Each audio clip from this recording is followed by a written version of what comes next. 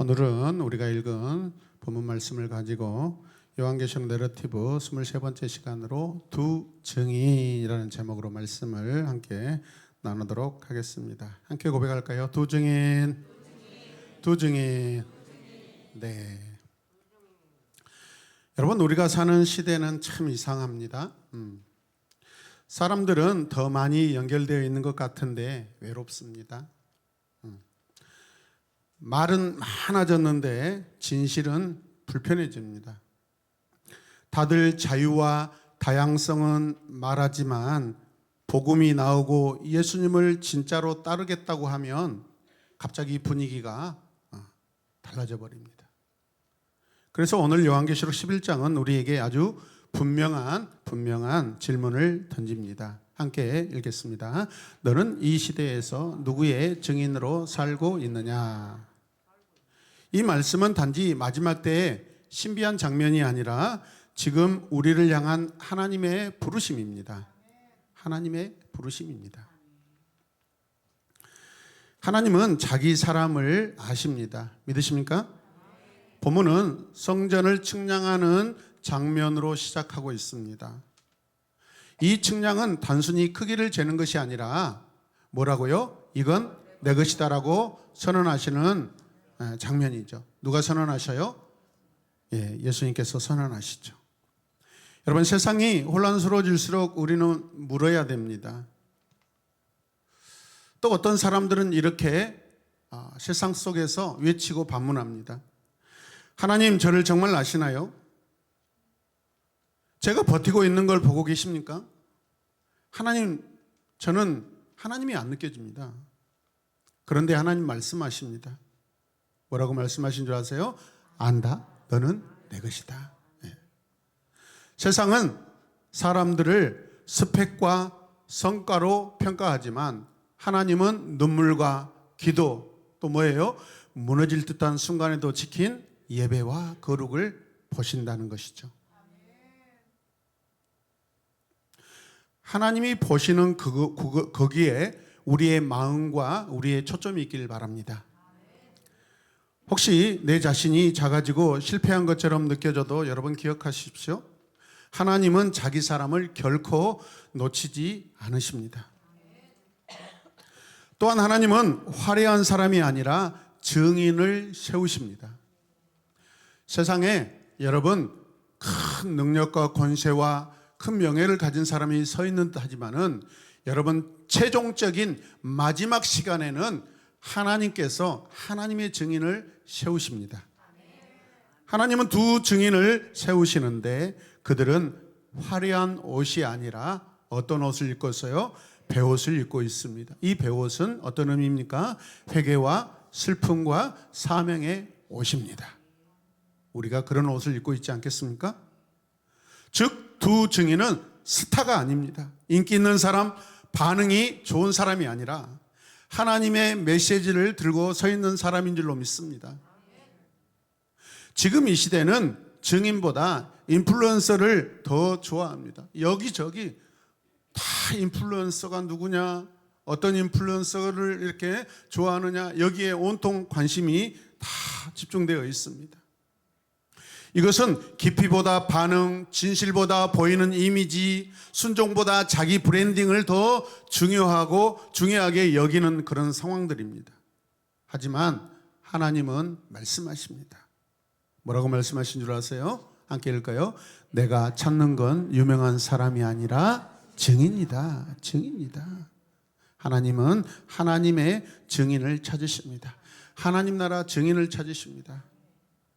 증인은 분위기에 휩쓸리지 않고 진실을 말하는 사람입니다. 믿으십니까? 손해를 봐도 예수님을 부끄러워하지 않는 사람이 증인입니다. 사람들 앞에서뿐만 아니라 혼자 있을 때도 거룩을 선택하는 사람이 증인입니다. 그래서 우리는 교회 안에서뿐만 아니라 월요일의 삶 속에서도 증인이 되어야 합니다. 캠퍼스에서 증인이 되어야 합니다. 가정에서 증인이 되어야 합니다. 우리의 일상 회사에서도 증인이 되어야 합니다. 그리고 아무도 보지 않는 그 자리에서도 예수님 편에 서는 그런 사람, 그런 증인이 되어야 합니다. 또한 하나님은 증인의 그 길을 가는 사람이 외롭다고 보시지만 그 외로운 증인은 결코 외롭지 않습니다. 오늘 요한계시록 11장을 보면 두 증인은 능력 있게 불에서 하물며 불이 나오지만 결국 짐승에게 죽임을 당합니다. 안타까운 장면이 나오죠. 더 충격적인 것은 사람들이 이 두 증인이 죽었는데도 불구하고 슬퍼하지 않는다는 거예요. 오히려 기뻐하고 있습니다. 이 장면은 정말 우리가 생각해도 이해가 안 되고 이상할 만큼 현실적입니다. 세상은 불편한 진실이 사라지면 편하기 때문에 그렇습니다. 우리가 예수 그리스도를 전하고 복음을 증언하면은 사람들은 불편해합니다. 근데 여러분, 그 불편함을 증거하는 자가 하나님 나라의 증인입니다.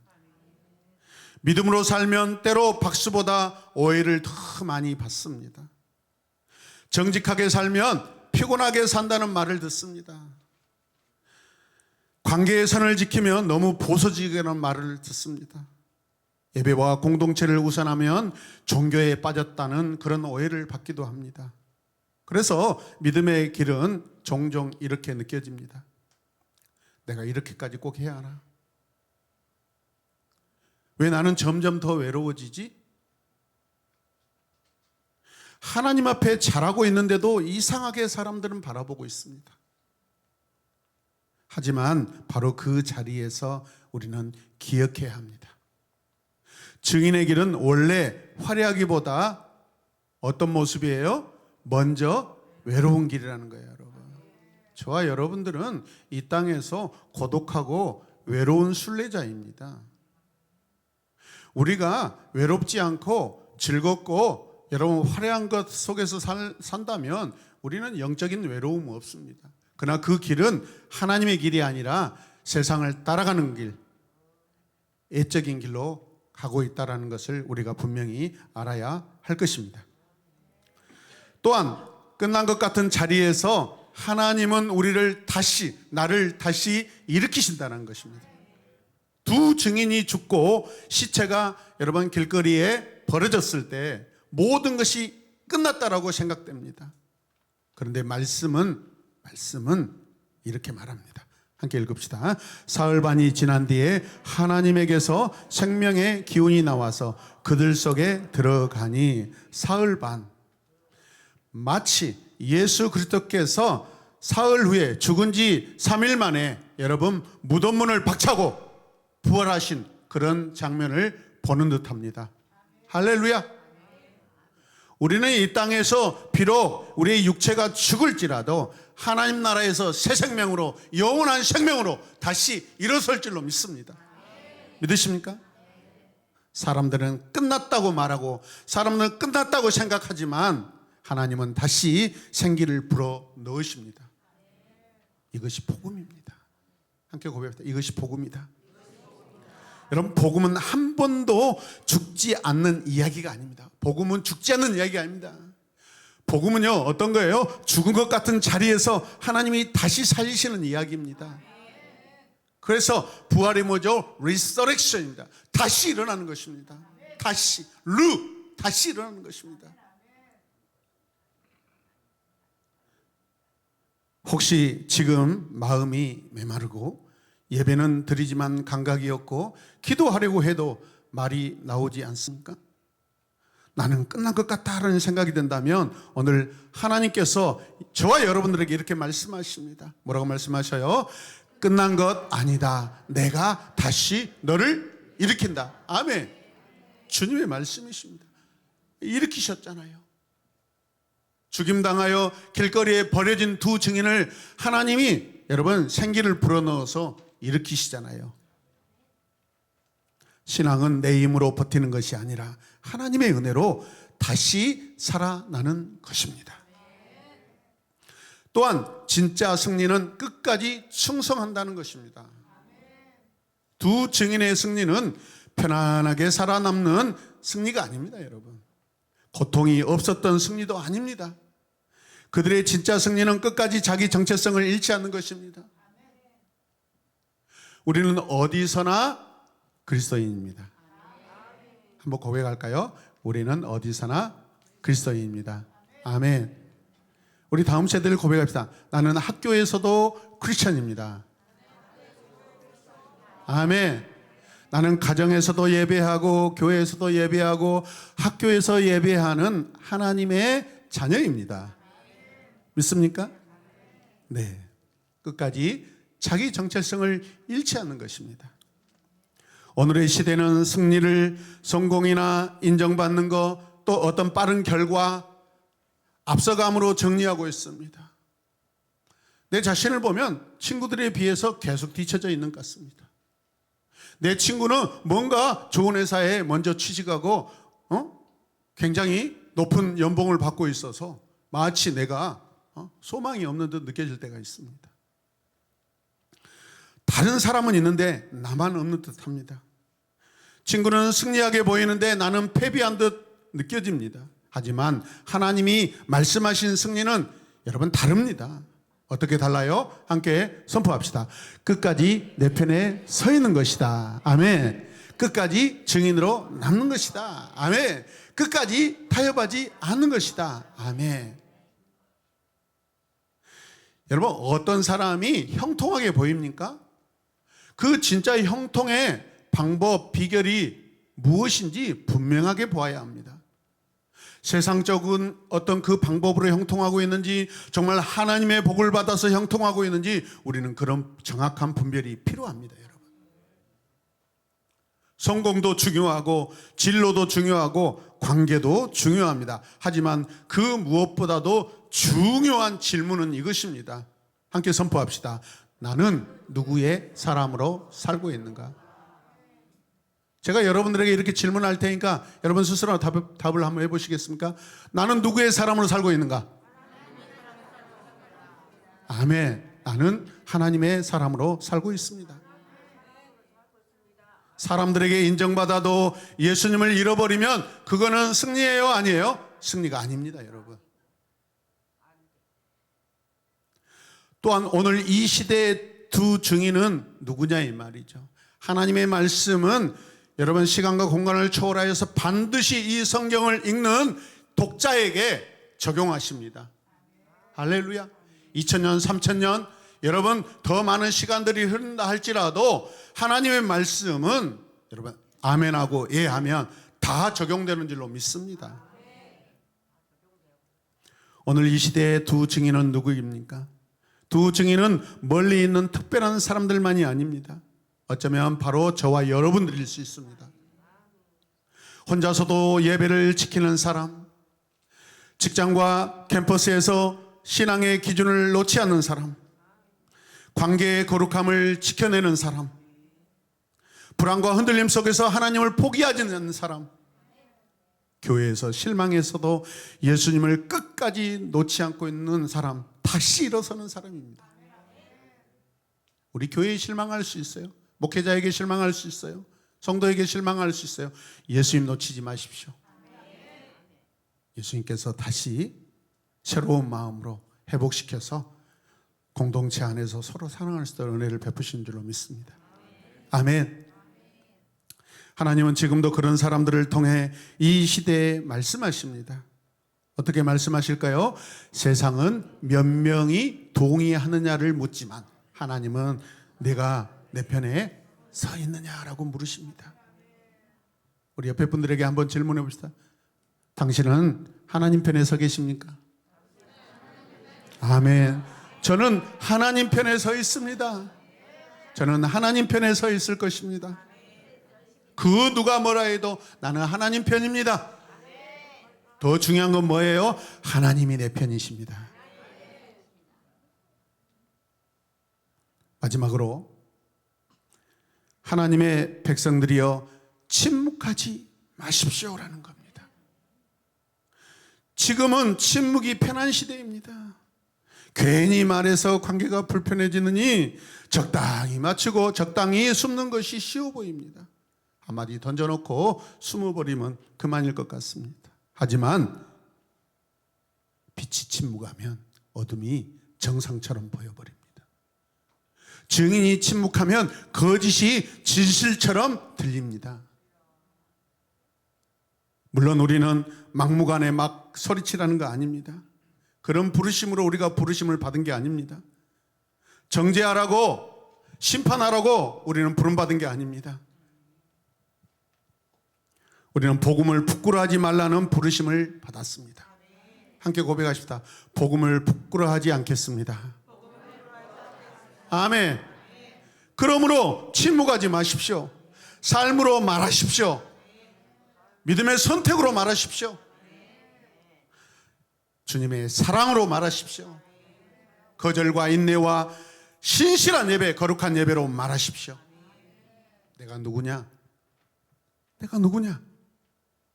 여러분, 하나님 앞에 서 있을 때 진정 내가 보이는 줄로 믿습니다. 저는 요즘에 제 개인의 예배를 드리려고 나름대로 새로운 선택을 하고 여러분 새로운 시간으로 들어가고 있습니다. 우리 공동체 안에서 가장 먼저 변하고 가장 많이 변해야 되고 하나님을 누구보다도 모범적으로 사랑해야 될 사람 누구예요? 저예요. 저. 지금까지 그렇지 못했던 부분들이 너무 많아서 회개하고 하나님 앞에 너무 죄송스러워요. 뭐 변명이라도 교회를 위해서 공동체를 위해서 그랬다고 말할 수 있어요. 그런데 그 변명은 하나님께 통하지 않습니다. 저와 여러분들이나 하나님 앞에 한 사람의 예배자고 한 사람의 대면자이고 한 사람의 하나님의 자녀인 줄로 믿습니다. 세상이 다 알아주지 않아도 괜찮습니다. 하나님은 지금도 자신의 증인을 찾고 계십니다. 요한계시록 11장은 절망의 본문이 아닙니다. 증인이 죽었잖아요.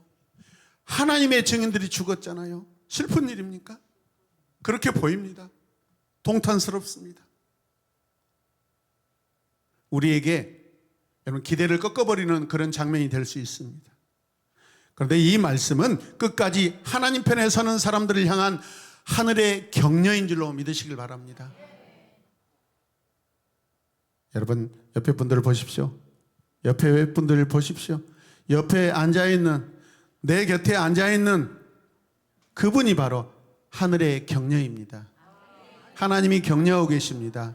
서로 격려하시려면 당신은 하늘의 격려입니다.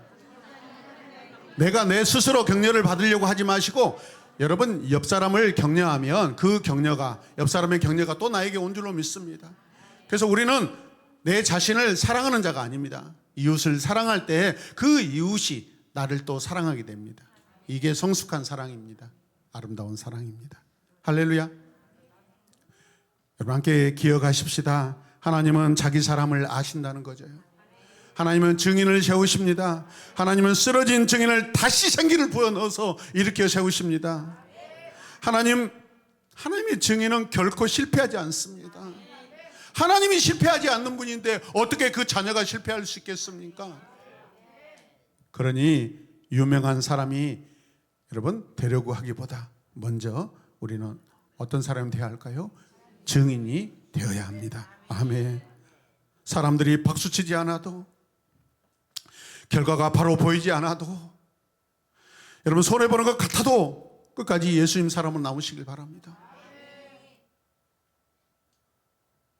저는 하나님이 저에게 주신 그 신앙 기간 동안 단 한 번도 어렵고 힘들어도 하나님 왜 그러셨어요? 하나님 왜 그러셔요?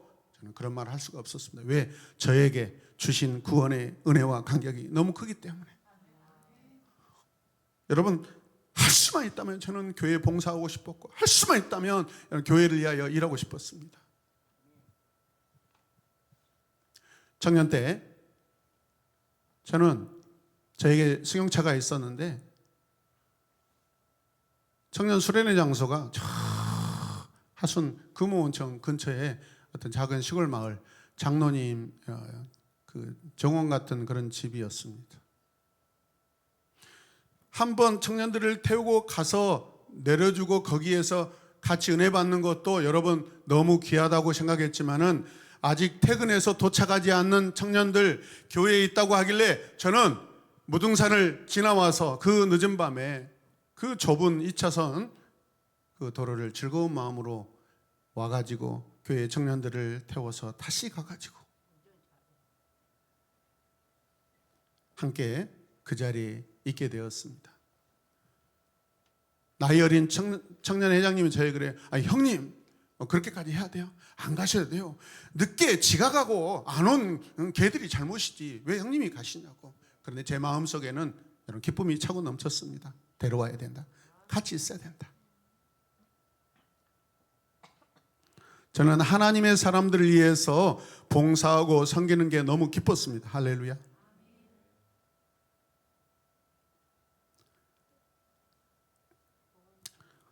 사랑하는 성도 여러분, 끝까지 예수님의 사람으로 남으시길 바랍니다.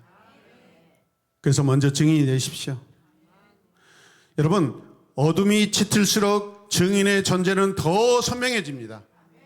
어둠이 짙을수록 여러분 작은 그 불빛이라도 분명합니다. 더 밝게 비칩니다. 그 존재가 더 분명해집니다. 그 존재는 저와 여러분들입니다. 그러므로 오늘 함께 우리가 다시 결단하며 믿음으로 선포하길 원합니다.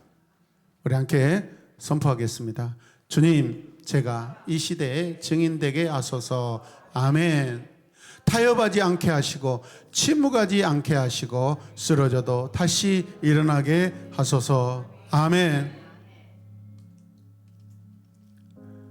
우리 가슴에 손을 얹고 잠시 눈을 감고 오늘 들은 말씀을 생각해 보십시다.